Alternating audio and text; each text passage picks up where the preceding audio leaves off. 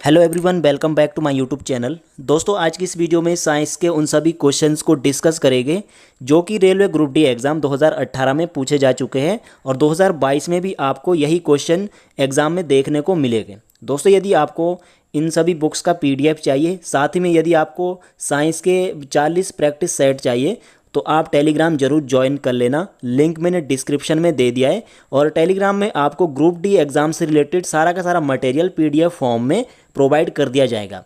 देखिए दोस्तों, आज का पहला प्रश्न कि पौधों में लचीलेपन के लिए कौन सा उत्तक उत्तरदायी होता है। पौधों में लचीलेपन के लिए कौन सा उत्तक उत्तरदायी होता है। दोस्तों, काफ़ी अच्छा प्रश्न है, रेलवे ग्रुप डी एग्जाम में ही पूछे गए सारे के सारे प्रश्न। तो इसका सही आंसर बताइए। तो इसका जो राइट आंसर है वो क्या हो जाएगा, वो हो जाएगा ऑप्शन 4 कोलेन काइमा। ठीक है, क्या हो जाएगा, कोलेन काइमा क्या होता है, ये लचीलेपन के लिए क्या होता है, उत्तरदायी होता है। ठीक है, आपको ध्यान रखना है। और इसमें ही दोस्तों ध्यान रखना कि जो पौधों में क्या होता है, जो पौधों की जो कठोरता, पौधों को कठोरता कौन सा उत्तक प्रोवाइड करता है, तो कौन सा करता है, स्क्लेरेन काइमा। कौन सा करता है, स्क्लेरेन काइमा क्या करता है, पौधों को कठोरता प्रदान करता है। ये भी आपको ध्यान रखना है।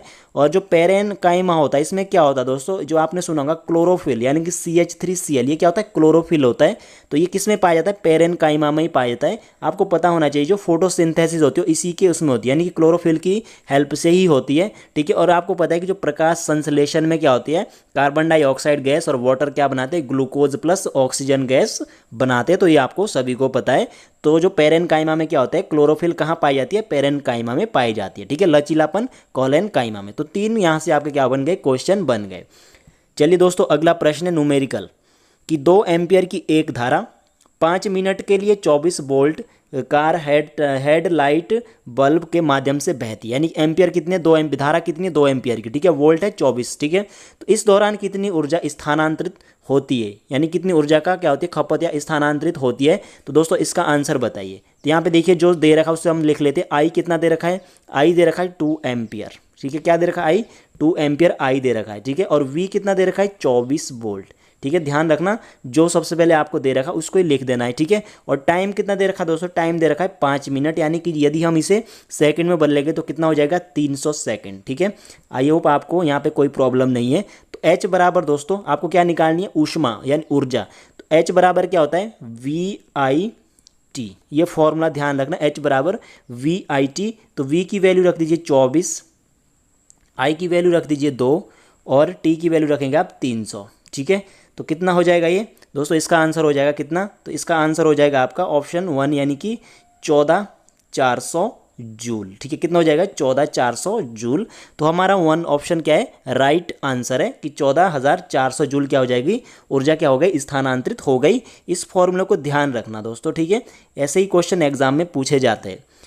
चलिए आगे देखिए क्वेश्चन नंबर 3 कि मानव कोशिका का पीएच मान कितना होता है। जो मानव कोशिकाएं होती है उसका पीएच वैल्यू कितना होता है, पीएच कितना होता है, पीएच की full form power of hydrogen. ठीक है, पावर ऑफ हाइड्रोजन। तो मानव कोशिका का जो पीएच मान होता है वो कितना होता है, 7 होता है। ठीक है, वाटर का कितना होता है दोस्तों, वाटर का भी 7 होता है। ठीक है, मैं आपको बता देता हूँ जो वाटर होता है वो क्या है, एक प्रकार का दोस्तों, वाटर एक प्रकार का क्या है, ये एक प्रकार का यौगिक है। ठीक है, यौगिक है। पानी क्या है, एक प्रकार का यौगिक है। ठीक है, और हवा क्या है, एक प्रकार का मिश्रण है। हवा क्या है, हवा क्या है दोस्तों, हवा मिश्रण है। ठीक है, यौगिक में क्या होती है, जो मात्रा होती है क्या होती है, फिक्स होती है, मतलब एक प्रकार के नाप के उसमें मिलाई हुई मात्रा होती है। ठीक है, उसमें जो हाइड्रोजन ऑक्सीजन होगा 1:8 में होगा, चाहे कितना ही भी पानी क्यों ना हो। ठीक है, हवा में क्या होता है, काफ़ी प्रकार के क्या होता है, मिश्रण होता है। ठीक है, तो जो पानी होता है दोस्तों, यदि शुद्ध पानी की बात करें तो शुद्ध पानी क्या होता है, विद्युत का कुचालक होता है। ठीक है, जिसे हम आशुद्ध जल भी बोलते हैं। ठीक है, तो जो पीएच मान है कितना होता है, मानव कोशिका का 7 होता है। तो ये आपको पता होना चाहिए। ठीक है, आगे देखिए क्वेश्चन नंबर 4 कि लाइकेन में लैंगिक जनन किसके द्वारा किया जाता है। जो लाइकेन होता है उसमें लैंगिक जनन किसके द्वारा किया जाता है। काफ़ी अच्छा प्रश्न है दोस्तों, इसको भूलना मत कभी। जो लाइकेन होते हैं दोस्तों किसके बीच की कड़ी होती है, लाइकेन होती है आपकी शैवाल और कवकों के बीच की कड़ी होती है। ठीक है, शैवाल और जो कवक होते हैं ना उनके बीच की जो एक कड़ी होती है उसे क्या बोलते हैं, लाइकेन ही बोलते हैं। क्या बोलते हैं, लाइकेन। ठीक है, एक प्रकार का क्या है, जीव है जो शैवाल और कवकों के बीच में पाया जाता है। ठीक है, तो दोस्तों देखिए जो लाइकेन होता है उसमें क्या होता है, लैंगिक और अलैंगिक दोनों प्रकार का क्या होता है, इसमें जनन होता है, रिप्रोडक्शन होता है। ठीक है, यदि हम बात करते हैं लैंगिक जनन, जो दोस्तों जो लैंगिक जनन यानी कि सेक्सुअल रिप्रोडक्शन होता है वो हमेशा किसकी उपस्थिति में होता है, केवल कवक की उपस्थिति में ही होता है। ठीक है, किसकी उपस्थिति में होता है, केवल कवक की उपस्थिति में ही होता है। अब आपको ध्यान रखना है कि फाइकोलॉजी में क्या होता है। फाइकोलॉजी में दोस्तों किसका अध्ययन किया जाता है? फाइकोलॉजी में अध्ययन किया जाता है किसका? शैवालों का। यदि माइकोलॉजी में किसका किया जाता है? माइकोलॉजी, ठीक है। माइकोलॉजी में किसका अध्ययन किया जाता है? माइकोलॉजी में किया जाता है कवकों का अध्ययन किया जाता है। तो ये भी कई बार एग्जाम में पूछा गया है। आगे देखिए क्वेश्चन नंबर 5, निम्नलिखित में से कौन सा तत्व अन्य सभी तत्वों में सबसे कम प्रतिक्रियाशील है? सब मतलब सबसे कम इन चारों की बात करें तो इनमें सबसे कम रिएक्टिव कौन, एक्टिव कौन है? तो दोस्तों इसका सही आंसर है गोल्ड, ठीक है, AU गोल्ड। जो गोल्ड होता है दोस्तों ये क्या होता है, मतलब काफ़ी मतलब क्या होता है, रिएक्टिव नहीं होता, इसलिए क्या होता है, मुक्त अवस्था में भी पाया जाता है, ठीक है। मुक्त अवस्था में क्या होता है दोस्तों, ये पाया जाता है, ठीक है। और इंडिया में गोल्ड कहाँ पाया जाता है? जरा आप इसका आंसर बताइए कि इंडिया में गोल्ड कहाँ पर, किस स्टेट में पाया जाता है, ठीक है। यदि आपने KGF फिल्म देखी होंगी तो आप आराम से बोल सकते हैं, ठीक है। और जो AG होता है इसमें क्या होती है, जो चांदी होती है दोस्तों ये क्या होती है, इसकी जो चालकता होती है सबसे ज़्यादा इसी की होती है, ठीक है। चालकता, विद्युत चालकता सबसे ज़्यादा इसी की होती है, ठीक है। और HG होता है जो, इसको क्या बोलते हैं, क्विक सिल्वर। क्या बोलते हैं? मरकरी को क्या बोलते हैं? क्विक सिल्वर बोलते हैं, ठीक है। मरकरी को ही क्या बोलते हैं? क्विक सिल्वर बोलते हैं, ये आपको ध्यान रखना है। और जो एल्युमिनियम है सबसे मतलब पृथ्वी में पाई जाने वाली सबसे ज़्यादा जो धातु है वो एल्युमिनियम ही है, ठीक है। यदि तत्व की बात करें तो तत्व में कौन सा है? ऑक्सीजन पाया जाता है। यदि हम मेटल की बात करते हैं तो मेटल में एल्युमिनियम पाया जाता है, तो ये आपको ध्यान रखना है। आगे देखिए क्वेश्चन नंबर 6 कि आयामी सूत्र, ये आयामी सूत्र दे रखा है ml का स्क्वायर T⁻² किसके अनुरूप नहीं हो सकता, यानी कि इनमें से किसका जो आयामी सूत्र है ये नहीं हो सकता। तो आपको ध्यान रखना है कि जो बल आघूर्ण होता है, जो बल आघूर्ण होता है क्या होता है?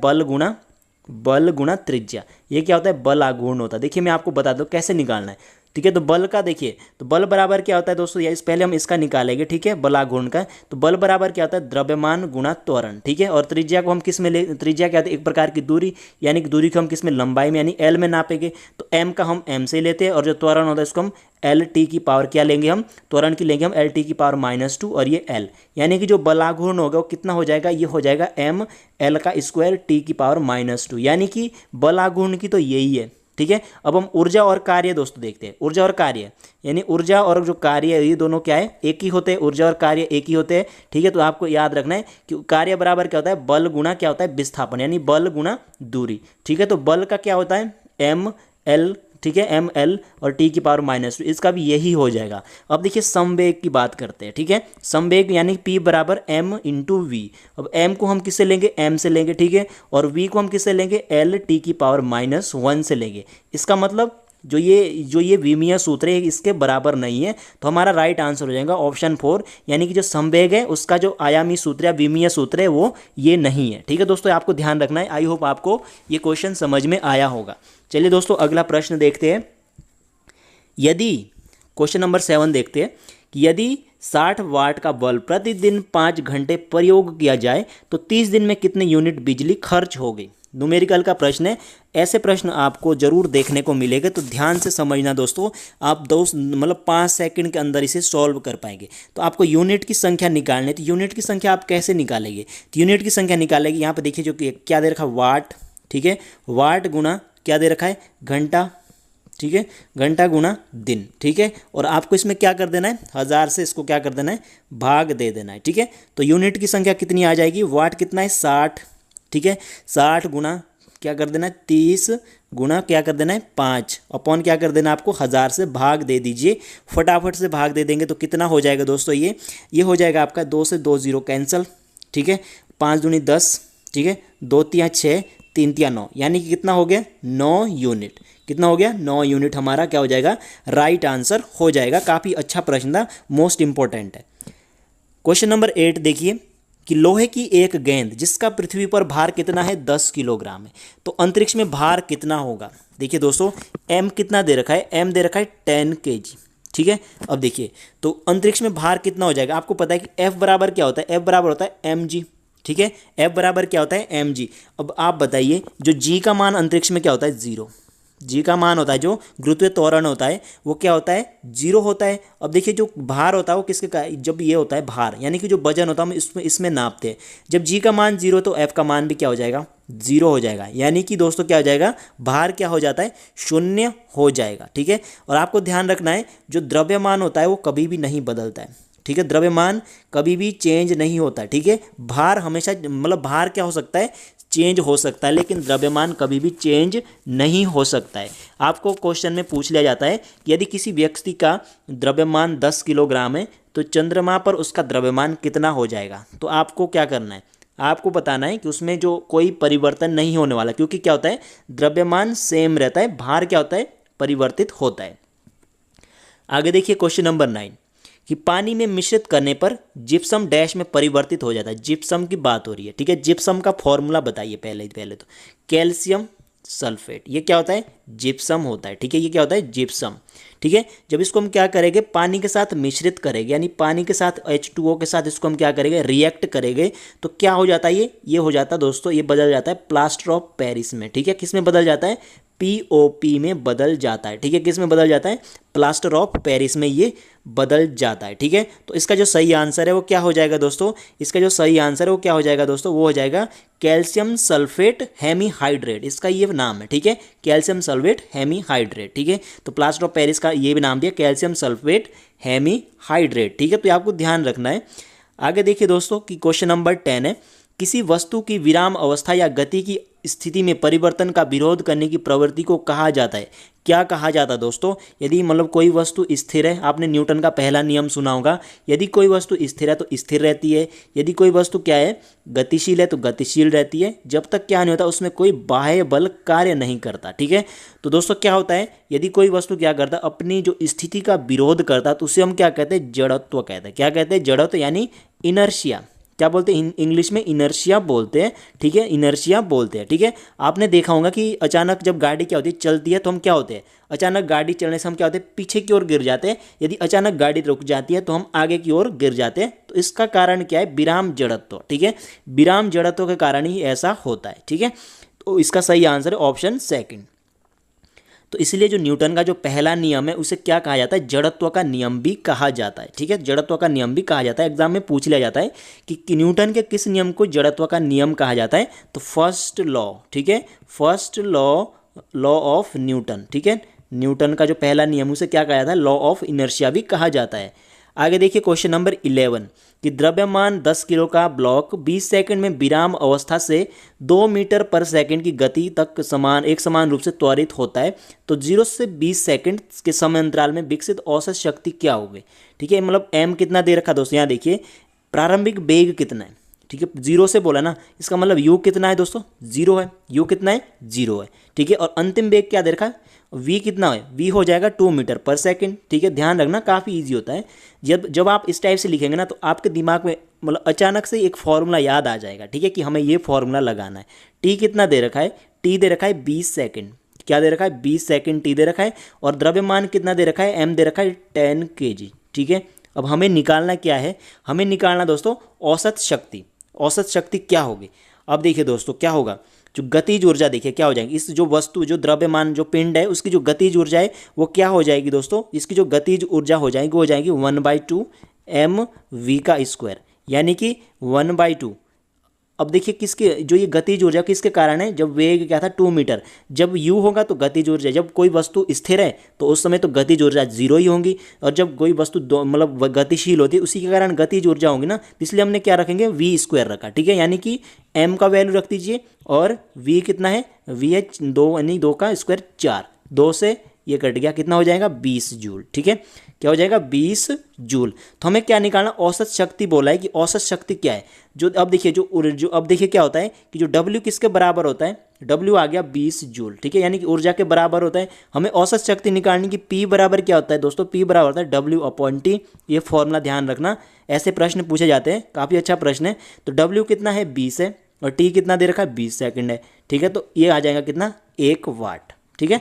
तो हमारा राइट आंसर ये हो जाएगा 1 वाट क्या हो जाएगी औसत ऊर्जा, औसत शक्ति हो जाएगी, यानी ऑप्शन 4 क्या इसका सही आंसर है। मोस्ट इंपॉर्टेंट प्रश्न है, और इससे मतलब हार्ड क्वेश्चन आपको देखने को नहीं मिलेगा। ग्रुप डी का एग्जाम है 10th लेवल का ही, उसमें क्या है साइंस पूछा जाएगा।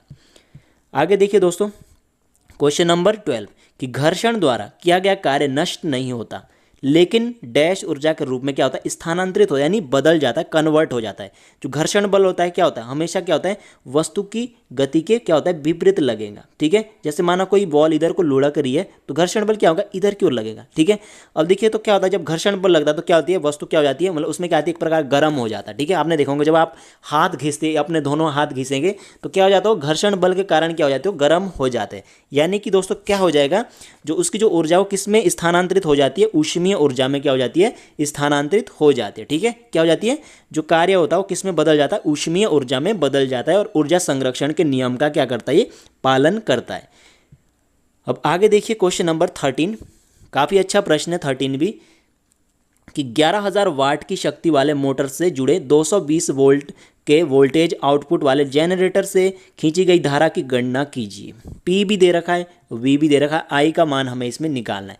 पी कितना दे रखा है, पावर दे रखी है 1100। ठीक है, 1100 वाट। ठीक है, 1100 वाट। और वी कितना दे रखा है, 220।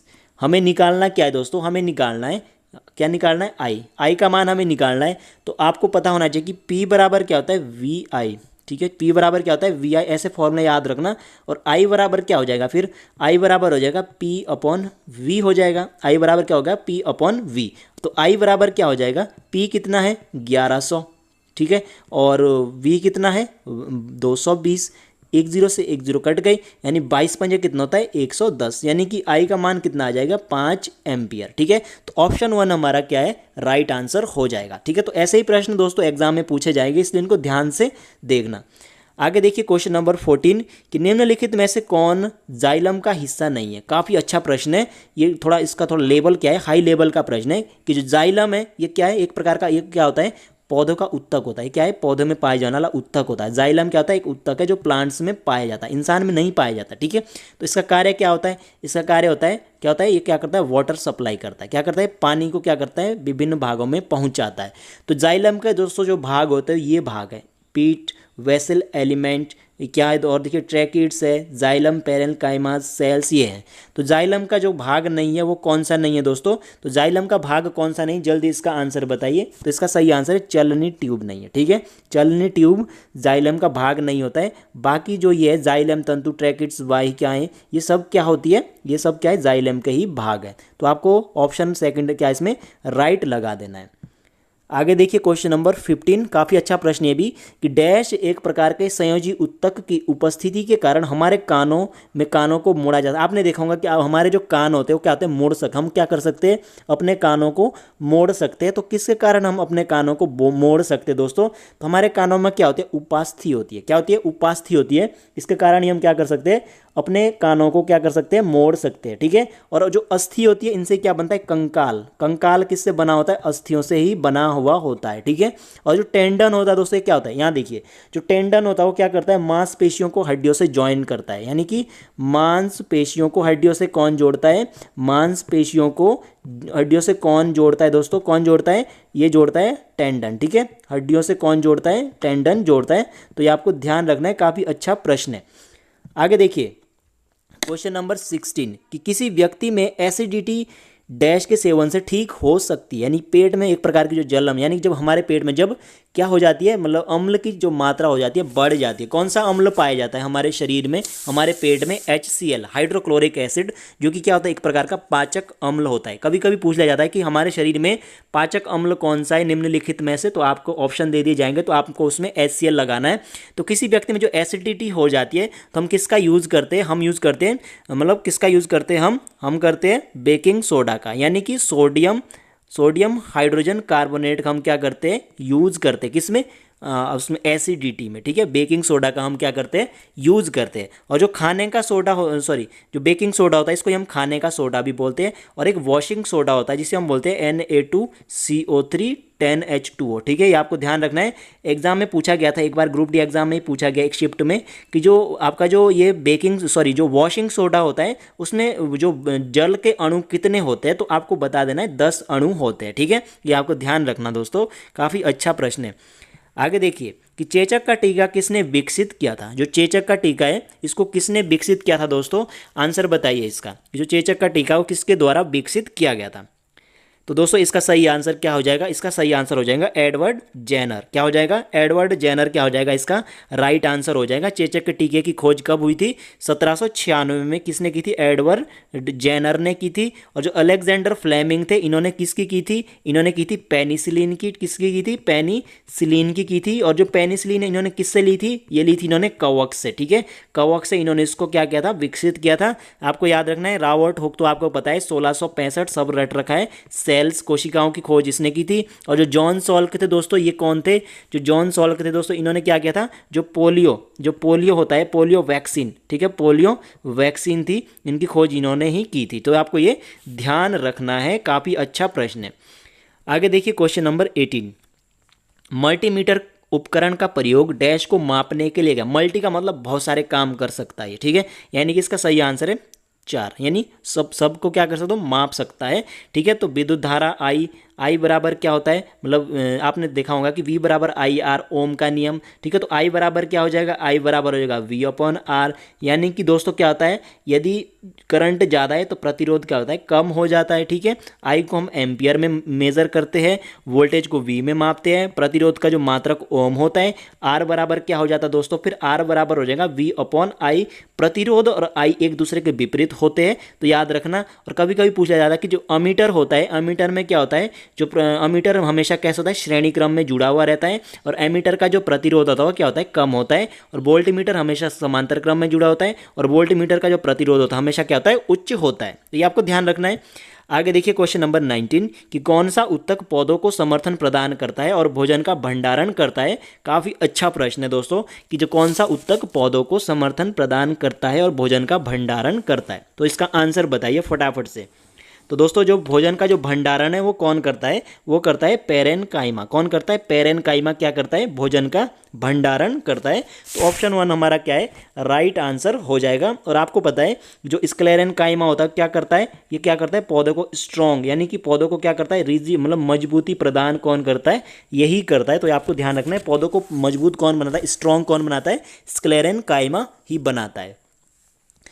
अगला प्रश्न है, काफ़ी अच्छा प्रश्न है कि बांध में जमा पानी में कौन सी ऊर्जा होती है। अब आपको पता होना चाहिए जो बांध में जो पानी होता है वो क्या रहता है, स्थिर रहता है। अब किसी वस्तु की स्थिति के कारण तो हमेशा कौन सी ऊर्जा रहेगी, स्थितिज ऊर्जा रहेगी, यानी कि mgh, यानी कि Pe बराबर mgh। ठीक है, ये आपको ध्यान रखना है दोस्तों, Pe बराबर mgh। तो कौन सा हो जाएगा इसका राइट आंसर, mgh। ठीक है, अगला प्रश्न देखिए कि अल्फा कण के 2 धनावेश होते हैं। ठीक है, तो इसका द्रव्यमान बराबर होता है। अल्फा कण की बात हो रही है। ठीक है, अल्फा कण आपको पता होना चाहिए, रदरफोर्ड ने इसका प्रयोग किया था, सोने की एक पन्नी में किया था, जिससे इन्होंने किसकी खोज की थी, नाभिक की खोज की थी। कब की थी, 1912 में की थी। ठीक है, तो आपको पता होना चाहिए नाभिक खोज रदरफोर्ड ने की थी। जो नाभिक का जो आकार होता है 10⁻⁻12 मीटर का होता है। तो ये आपको ध्यान रखना है।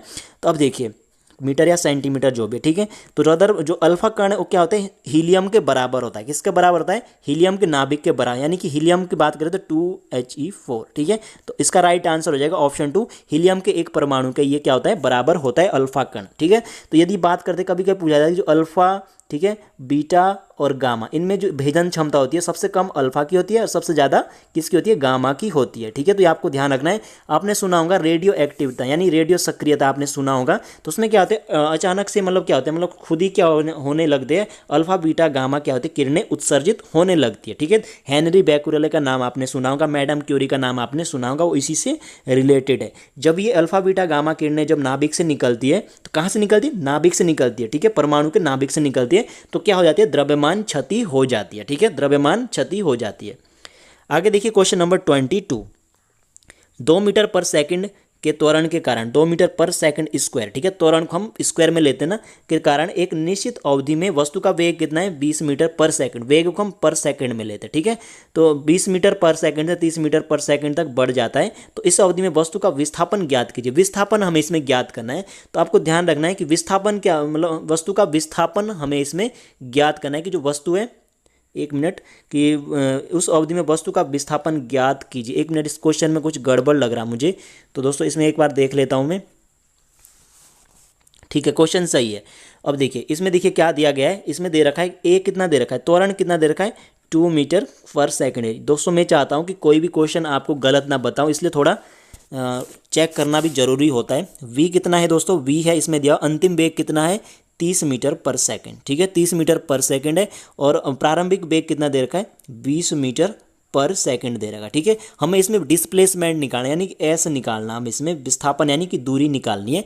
तो फॉर्मूला आपको कौन सा लगाना है, अब जरूरी नहीं है कि एस बराबर क्या होता है यू टी प्लस 1/2 AT का स्क्वायर, ये जरूरी नहीं यही लगेगा, ठीक है। सिचुएशन के हिसाब से जो आपके पास दे रखा उस हिसाब से ही लगेगा। तो यहाँ पे कौन सा लगेगा, ये वाला लगेगा, v² माइनस यू स्क्वायर बराबर 2AS, ठीक है। आपको ये भी पता करना है कि इसमें दिया हुआ क्या है। यदि समय दिया हुआ होता तो हम क्या कर सकते थे, उसको भी लगा सकते थे। तो हमें S बराबर निकालना, S बराबर क्या हो जाएगा v² minus you square upon क्या हो जाएगा 2A हो जाएगा, ठीक है। तो v² माइनस यू स्क्वायर यानी कि v कितना है 30 का स्क्वायर क्या होता है 900, ठीक है 900 माइनस, ठीक है 400, 20 का स्क्वायर 400 अपॉन 2A, 2 इंटू ए यानी कि 2 इंटू 2 मतलब 4 हो जाएगा, ठीक है। तो अब S बराबर कितना हो जाएगा, 900 में से 400 घटाइए कितना हो जाएगा 500, 500/4 कितना हो जाएगा 125 मीटर, क्या हो जाएगा 125 मीटर हमारा सही आंसर हो जाएगा। यानी कि ऑप्शन सेकंड इसका क्या है राइट आंसर है। तो आपको इसको ध्यान रखना है, क्वेश्चन सही है, क्वेश्चन में कोई दिक्कत नहीं है, चेक कर लिया मैंने। आगे देखिए क्वेश्चन नंबर 23 कि चिकित्सा विज्ञान की कौन सी शाखा मनुष्य की त्वचा से संबंधित है, यानी कि जिसके अंतर्गत हम त्वचा से रिलेटेड मतलब क्या करते हैं अध्ययन वगैरह करते हैं, तो उसे हम क्या कहते हैं दोस्तों, तो त्वचा से रिलेटेड होता है, उसका क्या हो जाएगा दोस्तों सही आंसर बताइए इसका। तो इसका जो सही आंसर है वो क्या हो जाएगा ऑप्शन थर्ड डर्मेटोलॉजी, क्या हो जाएगा डर्मेटोलॉजी किससे रिलेटेड है, त्वचा से ही रिलेटेड है, ठीक है। आपको याद रखना है जो न्यूरो साइंस होता है किससे रिलेटेड है तंत्रिका तंत्र से, किससे रिलेटेड है तंत्रिका तंत्र से, ये क्या है न्यूरॉन वगैरह इसी से रिलेटेड है, तो भी आपको ध्यान रखना है। रेडियोलॉजी किससे रेडियो एक्टिविटा से, किसे रेडिएशन से, किसे रेडिएशन, रेडिएशन में रेडिएशन, ठीक है रेडिएशन में क्या होते हैं अल्फा बीटा गामा किरणें क्या होती है निकलती है, तो आपको ध्यान रखना है। क्वेश्चन नंबर 24 देखिए, अच्छा प्रश्न है कि 5 किलो द्रव्यमान की एक वस्तु पर बल के आवेदन के कारण मतलब बल अप्लाई हो रखा, ठीक है आवेदन का मतलब अप्लाई 4 सेकंड में 12 मीटर पर सेकंड से 20 मीटर पर सेकंड तक आगे बढ़ती है, तो इस बल का परिमाण ज्ञात कीजिए, यानी F निकालना हमें इसमें, ठीक है। अब देखिए क्या करना है, F निकालना आपको पता है F बराबर क्या होता है, सबसे पहले हम F बराबर m इंटू ए। अब देखिए A तो इसमें दिया ही हुआ नहीं है, कन्फ्यूज़ कर दिया ना आपको, A मतलब त्वरण इसमें निकालना, त्वरण बराबर क्या होता है, त्वरण बराबर होता है वेग परिवर्तन समय की दर, ठीक है। वेग कितना है यानी v minus you upon T, यही क्या होता है त्वरण होता है, ठीक है। ये क्या होता है त्वरण इससे निकलेगा, यानी कि v कितना है 20, ठीक है क्या है v है दोस्तों कितना 20 और आपका u कितना है 12, यानी 20 में से 12 गए 8 और t कितना है 4, यानी कि कितना हो गया 2 मीटर पर सेकंड स्क्वायर क्या आ गया हमारा त्वरण कितना आ गया 2 मीटर पर सेकंड स्क्वायर। अब हमें निकालना क्या है F, तो F बराबर क्या हो जाएगा F बराबर ma, m कितना है m दे रखे इसमें 5 और गुणा कितने करेंगे 2, यानी कि 5 दूनी कितना हो जाएगा 10 न्यूटन। तो हमारा ऑप्शन सेकंड क्या है राइट आंसर है। स्पेस का थोड़ा प्रॉब्लम है, इसे थोड़ा ऐसे ही मैनेज कर लेना, ठीक है काफ़ी ईजी है। m की वैल्यू कितनी 5 रख देंगे और a की वैल्यू 2 रख देंगे, कितना आ जाएगा 10 न्यूटन आ जाएगा। आगे देखिए क्वेश्चन नंबर 25 कि हमारे शरीर में श्वेत रक्त कणिकाओं की क्या भूमिका होती है। श्वेत रक्त यानी WBC की बात हो रही है, इनकी क्या भूमिका होती है दोस्तों, इनका क्या रोल होता है हमारे शरीर के लिए, तो इसका आंसर बताइए। तो ये क्या करते हैं संक्रमण से लड़ने में क्या करती है सहायता करती है, ठीक है। इनको क्या कहा जाता है WBC को ल्यूकोसाइट भी कहा जाता है, क्या कहा जाता है इनको ल्यूकोसाइट भी क्या इनको कहा जाता है। तो ये आपको ध्यान रखना है दोस्तों, क्या करती है बाहरी बीमारियों से क्या करती है हमारी रक्षा करती है, तो ये आपको याद रखना है। आगे देखिए क्वेश्चन नंबर 26 कि मुख्यतः एक सेब में किस प्रकार का अम्ल मौजूद होता है, सेब होता है उसमें कौन सा अम्ल पाया जाता है, तो इसका सही आंसर है मैलिक अम्ल, ठीक है। मैलिक अम्ल किसमें सेब में पाया जाता है। दूध में लैक्टिक दूध होता है जो जिसका pH मान कितना होता है, दूध का pH मान होता है 6, इसमें कौन सा होता है लैक्टिक अम्ल पाया जाता है। नींबू होता है जो नींबू का जो pH वैल्यू होता है 2 पॉइंट समथिंग होता है, इसका सिट्रिक अम्ल होता है। जो टार्ट्रिक होता है इसमें कौन सा होता है दोस्तों, इसमें होता है इमली होती है, जो इमली में क्या होता है टार्ट्रिक अम्ल होता है, ठीक है। और याद रखना दोस्तों अंगूर होता है, अंगूर में भी क्या होता है टार्ट्रिक अम्ल होता है, तो ये भी आपको ध्यान रखना है, ठीक है। तो इसका राइट आंसर है मैलिक अम्ल। आगे देखिए क्वेश्चन नंबर 27 काफ़ी अच्छा प्रश्न है दोस्तों कि मेंडलीव की आवर्त सारणी में कितने तत्व मौजूद हैं। काफ़ी अच्छा प्रश्न है, या कितने तत्व मौजूद थे, ठीक है कितने तत्व मौजूद थे जब मेंडलीव ने अपनी आवर्त सारणी दी थी। तो काफ़ी अच्छा प्रश्न है। तो उस समय कितने थे दोस्तों, 63 तत्व क्या थे, मौजूद थे। इनकी एक कमी ये थी कि इन्होंने क्या किया था, हाइड्रोजन को कोई स्थान नहीं दिया था, ठीक है। और इन्होंने क्या कर दिया था, मेंडलीव ने कुछ स्पेस छोड़े थे, ठीक है, स्पेस छोड़े थे ताकि भविष्य में यदि कुछ एलिमेंट मिल जाए ताकि उनको जगह क्या हो सके, मतलब मिल सके। और इन्होंने क्या कर दिया था, इनकी जो आवर्त सारणी क्या थी, इन्होंने मतलब परमाणु द्रव्यमान के क्या करते थे, परमाणु जो तत्वों को परमाणु द्रव्यमान के बढ़ते क्रम में रखा था। लेकिन इन्होंने कुछ तत्वों को क्या कर दिया था, मतलब पहले मतलब जो परमाणु द्रव्यमान जो पहले जो परमाणु जिनका परमाणु द्रव्यमान ज़्यादा था उनको कम से पहले भी रख दिया था, ठीक है। तो ये इनकी क्या थी, कुछ लिमिटेशन भी थी। तो इतना आपको नहीं पढ़ना है। तो ये क्या है, इसका 63 इसका राइट आंसर है। उस समय कितने थे, 63 एलिमेंट थे। क्वेश्चन नंबर 28 देखिए कि मानव शरीर की सबसे छोटी ग्रंथि कौन सी है। जो मानव शरीर है उसकी सबसे छोटी ग्रंथि कौन सी है, तो इसका सही आंसर है पीनियल ग्रंथि, यानी पीनियल ग्लैंड क्या है, मानव शरीर की सबसे छोटी ग्रंथि है। और ये कहाँ पाई जाती है, इसका आंसर बताइए। ये पाई जाती है सेंटर में, जो माइंड होता है, जो मस्तिष्क होता है, मस्तिष्क के क्या होते हैं, मध्य भाग में, यानी सेंटर में क्या होती है, पाई जाती है पीनियल ग्रंथि, ठीक है, याद रखना है। और इसकी जो लंबाई होती है कितनी होती है, 5 से 8 mm की होती है, मिलीमीटर तक की इसकी क्या होती है, लंबाई होती है। तो ये आपको ध्यान रखना दोस्तों, काफ़ी अच्छा प्रश्न है दोस्तों, ठीक है। और यहीं से क्या निकलते हैं, जो पीनियल ग्रंथि होती है, यहीं से एक हार्मोन निकलता है मेलोटिन। कौन सा निकलता है, मेलोटिन। मेलोटिन का आपको पता हो ना, जो हमारे जो स्लीपिंग साइकिल होता है, जो वो क्या होता है, इसी के द्वारा होता है। यानी जो मेलोटिन क्या करते हैं, हमारी जो नींद चक्र होता है इसी से रिलेटेड होता है। इसी हार्मोन के कारण हमारी क्या आती है, नींद वगैरह आती है, ठीक है। अब आगे देखिए दोस्तों, अग्नाशय का आपको पता होगा, इंसुलिन वगैरह, ठीक है। थाइमस कहाँ पाई जाती है, फेफड़ों में पाई जाती है। तो इतना आपको ध्यान नहीं देना, काफ़ी ईजी है। आगे देखिए क्वेश्चन नंबर 29 कि ईंधन के अधूरे दहन से कौन सी गैस उत्पन्न होती है। यदि ईंधन के अधूरे दहन से कौन सी गैस उत्पन्न होती है दोस्तों, तो होती है कार्बन मोनोऑक्साइड गैस क्या होती है, उत्पन्न होती है। CH4 को क्या बोलते हैं, मार्श गैस बोलते हैं, ये आपको पता है दोस्तों, ठीक है। तो ईंधन के अधूरे दहन से कौन सी गैस उत्पन्न होती है, कार्बन मोनोऑक्साइड गैस क्या होती है, उत्पन्न होती है। और दहन हमेशा क्या होता है, ऑक्सीजन की उपस्थिति में होता है। यदि ऑक्सीजन को जलाने के लिए ऑक्सीजन का यूज करते हैं और बुझाने के लिए किसका यूज करते हैं, CO2 का यूज करते हैं। तो फायर ब्रिगेड में क्या होती है दोस्तों, CO2 गैस होती है। आपने देखा होगा गाड़ी में एक छोटा सा सिलेंडर होता है, तो उसमें भी मैक्सिमम क्या होती है, कार्बन डाइऑक्साइड गैस ही भरी होती है। पेट्रोल पंप में भी आपने देखा होगा। आगे देखिए क्वेश्चन नंबर 30 निम्नलिखित में से किसको भविष्य का धातु कहा जाता है, फ्यूचर एलिमेंट किसको कहा जाता है। तो काफ़ी अच्छा प्रश्न है, ऐसे ही प्रश्न आपको देखने को मिलेंगे। तो किसे फ्यूचर मतलब भविष्य का धातु किसे कहा जाता है, तो इसका सही आंसर बताइए। इसका सही आंसर है टाइटेनियम। जो टाइटेनियम है इसको क्या कहा जाता है, भविष्य का धातु कहा जाता है। क्यों कहा जाता है, क्योंकि ये काफ़ी हल्का होता है, ठीक है। इसमें क्या होता है, संक्षारण इसमें नहीं होता है, मतलब कोरोजन इसमें नहीं होता है, ठीक है, जल्दी से खराब नहीं होता है। और इसमें क्या होता है, मजबूत भी काफ़ी होता है, ठीक है। इसलिए इसको क्या है, भविष्य का क्या होता है, धातु कहा जाता है। इसका काफ़ी क्या हो रहा है, यूज किया जा रहा है, ठीक है। और जो तांबा है सबसे पहले इंसान के द्वारा इसी का क्या किया गया था, यूज किया गया था तांबे का, ठीक है। आपको ध्यान रखना है। एल्युमिनियम सबसे ज़्यादा पाई जाने वाली प्रचुर मात्रा में धातु है, ठीक है, ये आपको ध्यान रखना दोस्तों। और Fe होती है, हमारे ब्लड में Fe पाई जाती है, जिसका परमाणु क्रमांक 26 होता है। ये आपको पता है D ब्लॉक एलिमेंट है, तो ये आपको ध्यान रखना है। आगे देखिए, किस नक्षत्र मंडल को सप्तऋषि कहा जाता है। सप्तऋषि है जो, ये देखिए ये क्या है, एक सप्तऋषि है। तो किस जिसमें 7 तारे होते हैं, तो उस किसको कहा जाता है दोस्तों, उसे कहा जाता है उर्सा। जो उर्सा मेजर होता है, उर्सा बोलते इसे, उसे क्या कहा जाता है, सप्तऋषि तारा कहा जाता है। क्या कहा जाता है, सप्तऋषि। देखिए ये क्या है, 7 तारे, तो ये क्या होता है, एक प्रकार का उर्सा मेजर होता है, ठीक है। क्या होता है, उर्सा मेजर होता है, तो आपको पता होना चाहिए। आगे देखिए क्वेश्चन नंबर 32 कि जलते हुए विद्युत बल्ब के तंतु का ताप सामान्य तो होता है। जो तंतु होता है किसका बना होता है, टंगस्टन, ठीक है। किसका बना होता है, टंगस्टन, यानी कि 74 इसका परमाणु क्रमांक होता है, ठीक है। तो इसका जो गलनांक होता है वो कितना होता है, इसका होता है 2000 से 2500 डिग्री सेल्सियस के बीच में होता है, ठीक है, टंगस्टन का। और जो टंगस्टन होता है दोस्तों काफ़ी रेयर एलिमेंट होता है, यानी कि मतलब आसानी से नहीं मिलता है, ठीक है। और जो विद्युत बल्ब में कौन सी गैस होती है, ऑर्गन हो गई, ठीक है, नाइट्रोजन हो गई, ये अक्रिय गैस है, इसमें क्या होती है, भरी हुई रहती है। तो ये आपको ध्यान रखना है। आगे देखिए क्वेश्चन नंबर 33 न्यूक्लियोसोम, यानी कि जिसे हम क्या बोलते हैं, केंद्रिका भी बोलते हैं, किससे मिलकर बना होता है। न्यूक्लियोसोम की बात हो रही है, काफ़ी अच्छा प्रश्न है कि न्यूक्लियोसोम किससे मिलकर बना होता है।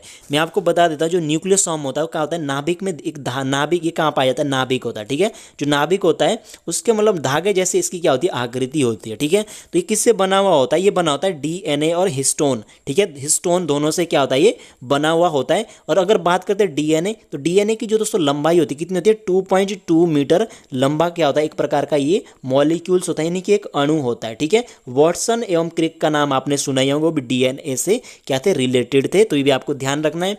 आगे देखिए क्वेश्चन नंबर 34, मंकी पॉक्स एक दुर्लभ बीमारी है। मंकी पॉक्स एक क्या है? दुर्लभ बीमारी है जो निम्न में से किस वायरस के संक्रमण से होती है? किस वायरस के संक्रमण से मंकी पॉक्स होता है दोस्तों? तो इसका सही आंसर है ऑर्थोपॉक्स वायरस। किसके कारण होती है? ऑर्थोपॉक्स वायरस के कारण क्या होती है? मंकी पॉक्स बीमारी होती है। ठीक है, तो आपको ध्यान रखना है। और जो वेरिसेला जोस्टर वायरस, इसके कारण क्या होता है? Chicken pox. ठीक है, आपने सुना होगा चिकन पॉक्स, आपने सुना होगा। चिकन पॉक्स किसके कारण होता है? वेरिसेला जोस्टर वायरस के कारण क्या होता है? चिकन पॉक्स होता है। और जो रोटा वायरस होता है, इसमें क्या होता है? छोटे बच्चों में क्या होते हैं? दस्त वगैरह क्या होते हैं? लग जाते हैं। ठीक है, किसमें? स्मॉल जो बेबी होते हैं, छोटे छोटे बच्चे होते हैं, उनमें क्या होती है? मतलब दस्त वगैरह लग जाते हैं। तो आपको पता होना चाहिए मंकी पॉक्स क्या है? एक वायरस के कारण बीमारी होती है। ठीक है, कौन सा वायरस? आर्थोपॉक्स वायरस। इसके बाद देखिए, जो विषाणु से कुछ बीमारियां, जैसे टाइफाइड हो गया, ठीक है, जिसे हम आंत्र ज्वर भी बोलते हैं। क्या बोलते हैं? आंत्र ज्वर, यानी आंत का बुखार किसे बोला जाता है? टाइफाइड को। टीबी हो गया, हैजा हो गया, डिप्थीरिया, डीपीटी का जो टीका होता है डिप्थीरिया से रिलेटेड होता है। निमोनिया हो गया, निमोनिया किससे रिलेटेड है? फेफड़ों से। ठीक है, फेफड़ों में सूजन वगैरह हो जाता है। ठीक है, कुष्ठ रोग, यानी जिसे लेप्रोसी बोलते हैं, कोढ़ भी बोलते हैं। ये सब क्या है? विषाणु से होने वाले क्या है? एक प्रकार की बीमारियां होती है। तो ये आपको पता होना चाहिए। ठीक है, टाइफाइड, टीबी, हैजा, डिप्थीरिया, निमोनिया, कुष्ठ रोग, ये सब क्या है? किससे रिलेटेड है? विषाणु से रिलेटेड है। आगे देखिए, क्वेश्चन नंबर 35, निम्नलिखित में से कौन क्यूरियम का रासायनिक प्रतीक है? क्यूरियम की बात करें तो क्या है? एक्टिनाइड। ठीक है, एक्टिनाइड का एक एलिमेंट है। आपको पता होना चाहिए लेंथेनाइड। ठीक है, लेंथेनाइड और एक्टिनाइड में कितने टोटल तत्व होते हैं? 28 होते हैं, यानी कि 14 लेंथेनाइड में होते हैं, 14 किस में होते हैं? एक्टिनाइड में होते हैं। तो जो क्यूरियम होता है, लेंथेनाइड, एक्टिनाइड एफ ब्लॉक में आते हैं दोस्तों। ठीक है, एफ ब्लॉक के एलिमेंट होते हैं। और ज़्यादातर इनमें क्या होते हैं? मतलब इनमें क्या होते हैं? ज़्यादातर जो एलिमेंट होते हैं वो कैसे होते हैं? मतलब एक रेडियो एक्टिव टाइप के होते हैं। ठीक है, रेडियो एक्टिव टाइप के क्या होते हैं? एलिमेंट होते हैं। ठीक है, तो इसमें देखिए, जो क्यूरियम का जो रासायनिक जो प्रतीक है वो क्या हो जाएगा? इसका हो जाएगा CM हो जाएगा। और इसका जो परमाणु क्रमांक है वो कितना है? 96 हो जाएगा। ठीक है, तो आपको ध्यान रखना है। काफ़ी अच्छा प्रश्न है। आगे देखिए, क्वेश्चन नंबर 36 काफ़ी अच्छा प्रश्न है, न्यूमेरिकल बेस पे, कि एक वस्तु को लंबवत ऊपर की ओर फेंका जाता है। ठीक है, और यह 10 मीटर की ऊंचाई तक पहुंच जाती है। माना आपने वस्तु को फेंका, ठीक है, यहाँ से वस्तु को ऊपर फेंका, कहाँ पहुंची है? 10 मीटर ऊंचाई पर ये पहुंच गई। ठीक है, ध्यान रखना, जी कहाँ लगेगा? नीचे की ओर लगेगा, इसलिए हम इसको माइनस में लेंगे। ठीक है, जो जी होगा उसको हम नीचे की, जी हमेशा वस्तु के हमेशा जब वो वस्तु आप ऊपर को फेंकेंगे तो जी की दिशा नीचे की ओर होगी, इसलिए हम इसको माइनस लेंगे। तो वस्तु द्वारा उच्चतम बिंदु तक पहुंचने में लिया गया समय, जब वस्तु यहाँ से यहाँ पहुँच देना तो कितना समय लगा, इन टाइम हम इसमें ज्ञात करना है। काफ़ी अच्छा प्रश्न है। अब देखिए, इसमें क्या दे रखा है? एस दे रखा है। एस कितना दे रखा है? 10 मीटर। ठीक है, टाइम हमें इसमें निकालना है। और इसका वेग कितना है? जो अंतिम वेग वो कितना है? 0 मीटर पर सेकंड। ठीक है, 0 मीटर पर सेकंड। और ए बराबर हम क्या लेंगे? जी बराबर हम क्या लेंगे? -9/8 मीटर पर सेकंड। इसको अब देखिए दोस्तों, यदि कुछ नहीं दिया हुआ ना जी की वैल्यू, तो आपको 9.8 ही रख देनी है। ठीक है, यदि कभी कभी क्या होता है 10 भी दे दिया जाता है, यदि 10 नहीं है तो आपको ये रखना है, तभी आपका आंसर निकलेगा। अब देखिए, V² बराबर क्या होता है? V² बराबर होता है U² + 2AS होता है। ठीक है, हमें क्या, V² तो 0 है। ठीक है, सॉरी, V² 0 है, U² -2A और S, ए की जगह हम जी की वैल्यू रख देंगे, यानी ये हो जाएगा -U² बराबर -2AS। माइनस से माइनस कट गया, S निकालना हमें, तो S बराबर क्या हो जाएगा? S बराबर दोस्तों क्या हो जाएगा? S बराबर हो जाएगा आपका कितना? यहाँ पर ध्यान दीजिए दोस्तों, क्या हो जाएगा? S बराबर कितना?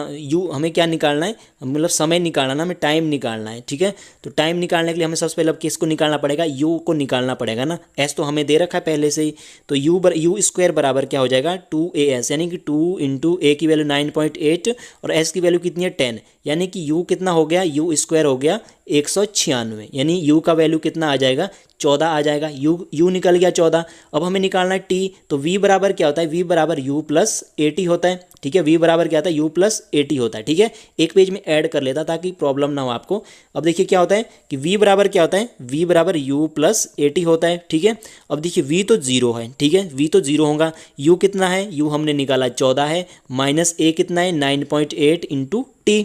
ठीक है, अब देखिए क्या हो जाएगा, ये इधर चले जाएगा तो ये माइनस में हो जाएगा, यानी कि जो टी की वैल्यू कितनी आ जाएगी? आ जाएगी 14/9.8। ठीक है, क्या हो गई? 14/9.8, यानी कितना आ जाएगी? 1.43 सेकंड आ जाएगी। ठीक है। तो दोस्तों थोड़ा लंबा क्वेश्चन था, इसलिए ध्यान देना, इसका सही आंसर क्या हो जाएगा 1.43 सेकेंड। ठीक है। तो आपको क्या करना पहले, मतलब समय निकालना ना। समय निकालने के लिए आपको गति के 3 समीकरण आपके पास ऑलरेडी है। ठीक है। तो उन तीनों में से ये निकलेगा। ठीक है। तो आपको सबसे पहले हमें निकालना पड़ेगा, क्या निकालना हमने, सबसे पहले हमने u निकाला 14, फिर u के बाद ही हमने क्या निकाल दिया, t निकाल दिया। ठीक है। तो अगला प्रश्न देखिए, यदि किसी निकाय का संवेग 3 गुना कर दिया जाए तो द्रव्यमान को स्थिर रखते हुए उसकी गतिज ऊर्जा में क्या परिवर्तन होगा। यदि निकाय क्या हो रहा है, यदि संवेग क्या होगा, मान लीजिए संवेग पहले p है, फिर क्या हो जाता है 3p हो जाता है। तो अब क्या हो, ऐसी सिचुएशन में क्या होगा, यहाँ देखिए संवेग पहले p है, फिर क्या हो जाता है 3p हो जाता है। तो ऐसी सिचुएशन में क्या होगा, आपको एक फॉर्मूला पता होना चाहिए, जो काइनेटिक एनर्जी होती है वो क्या होती है, इनके बीच में कुछ संबंध होता है।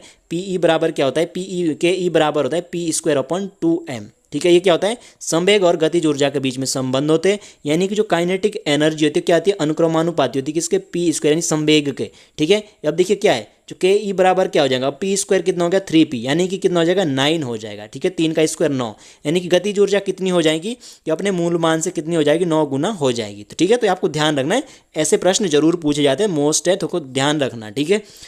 आगे देखिए, लास्ट प्रश्न है कि जो पौधे नमक युक्त मिट्टी में उगते हैं उनको कहते हैं, उनको क्या कहते हैं दोस्तों, जो पौधे नमक युक्त मिट्टी में उगते हैं। तो इसका आंसर आप हमें जरा कमेंट बॉक्स में जरूर बताइएगा कि जो पौधे नमक युक्त मिट्टी में उगते हैं उनको क्या कहा जाता है। तो दोस्तों ये थे आज के काफ़ी महत्वपूर्ण प्रश्न जो कि रेलवे ग्रुप डी एग्जाम 2018 में पूछे गए थे, और उम्मीद करता हूँ ऐसे ही प्रश्न आपको 2022 में भी जरूर देखने को मिले। यदि वीडियो आपको पसंद आई तो प्लीज़ वीडियो को लाइक और चैनल को जरूर सब्सक्राइब कर लीजिएगा। यदि आपको मतलब इन सभी क्वेश्चंस का PDF चाहिए तो टेलीग्राम जरूर ज्वाइन कर लेना, लिंक मैंने डिस्क्रिप्शन में ऑलरेडी दे दिया है।